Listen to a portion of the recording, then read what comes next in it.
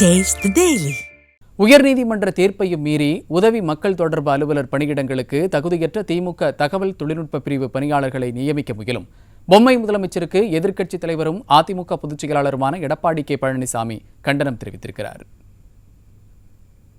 இது தொடர்பாக அவர் வெளியிட்டிருக்கும் அறிக்கையில், தமிழகத்தில் உதவி மக்கள் தொடர்பு அலுவலர் பணியிடங்களை நியமனம் செய்வதற்கு சென்னை உயர்நீதிமன்றம் தெளிவான வழிகாட்டுதல்களுடன் கூடிய தீர்ப்புகளை வழங்கி இருக்கிறது என கூறியுள்ளார்.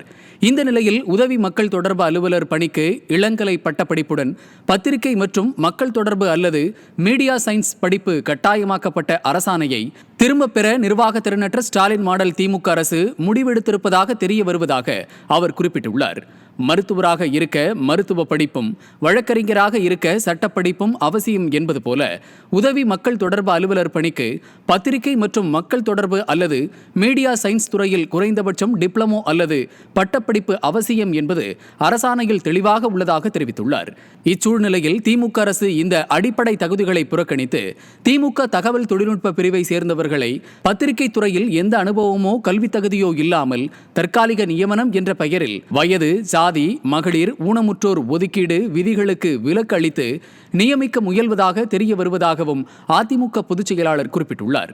இது தேர்தல் ஆதாயத்திற்கு இவர்களை பயன்படுத்துவதற்கான உள்நோக்கமாகவே தோன்றுவதாகவும், பத்திரிகை மற்றும் மக்கள் தொடர்பு துறையில் கல்வி கற்று வேலைவாய்ப்பிற்காக காத்திருக்கும் ஆயிரக்கணக்கான இளைஞர்களின் கனவுகளை தகர்க்கும் இந்த முடிவு தமிழக இளைஞர்களின் எதிர்காலத்தை பறிப்பதாக உள்ளதாகவும் எதிர்க்கட்சித் தலைவர் விமர்சித்துள்ளார்.